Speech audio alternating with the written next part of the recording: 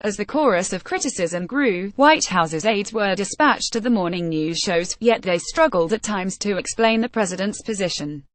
A new White House statement on Sunday explicitly denounced the Ku Klux Klan and neo-Nazi groups, but it was attributed to an unnamed spokesperson and not the president himself. Trump remained out of sight and silent, save for a few retweets. One was about 2 Virginia state policemen killed in a helicopter crash while monitoring the Charlottesville protests, another about a Justice Department probe into the violence in the hours after a car plowed into a group of anti-racist counter-protesters on Saturday. Trump addressed the violence in broad strokes, saying that he condemns in the strongest possible terms this egregious display of hatred, bigotry and violence on many sides.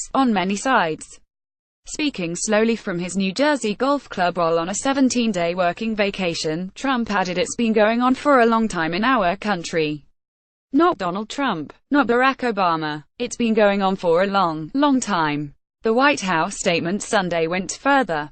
The president said very strongly in his statement yesterday that he condemns all forms of violence, bigotry and hatred, and of course that includes white supremacists, KKK, neo-Nazi and all extremist groups.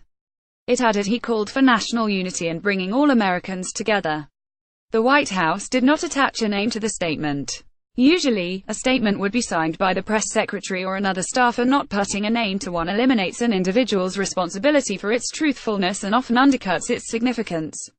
"I certainly think any time that you commit an attack against people to incite fear, it is terrorism," McMaster told ABC's This Week. "It meets the definition of terrorism. But what you see here, is you see someone who is a criminal, who is committing a criminal act against fellow Americans." The president's Homeland Security advisor, Tom Bossert, defended the president's initial statement by suggesting that some of the counter-protesters were violent, too. When pressed during a contentious interview on CNN's State of the Union, he specifically condemned the racist groups. Virginia Gov. Terry McAuliffe, a Democrat, said he spoke to Trump in the hours after the clashes and that he twice told the president, "We have to stop this hateful speech, this rhetoric." He said he urged Trump to come out stronger against the actions of white supremacists. On Saturday, Republicans joined Democrats in criticizing the president for not specifically calling out white nationalists. Sen. Cory Gardner RCO tweeted, "Mr. President, we must call evil by its name. These were white supremacists and this was domestic terrorism." Added Sen. Marco Rubio RFL, "Nothing patriotic about Nazis. The KKK are white supremacists. It's the direct opposite of what America seeks to be." The president did not have any public events on Sunday.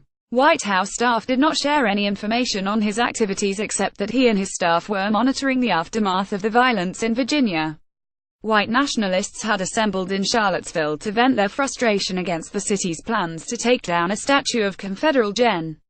Robert E. Lee. Counter-protesters massed in opposition. Alt-right leader Richard Spencer and former Ku Klux Klan member David Duke attended the demonstrations.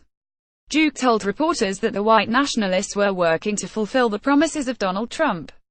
Trump's initial comments drew praise from the neo-Nazi website Daily Stormer, which wrote Trump comments were good. "He didn't attack us.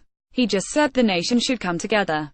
Nothing specific against us. No condemnation at all." The website had been promoting the Charlottesville demonstration as part of its Summer of Hate edition.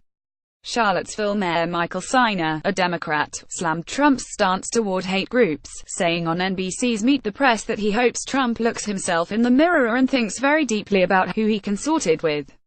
"Old saying, when you dance with the devil doesn't change, the devil changes you," Steiner said. Trump, as a presidential candidate, frequently came under scrutiny for being slow to offer his condemnation of white supremacists.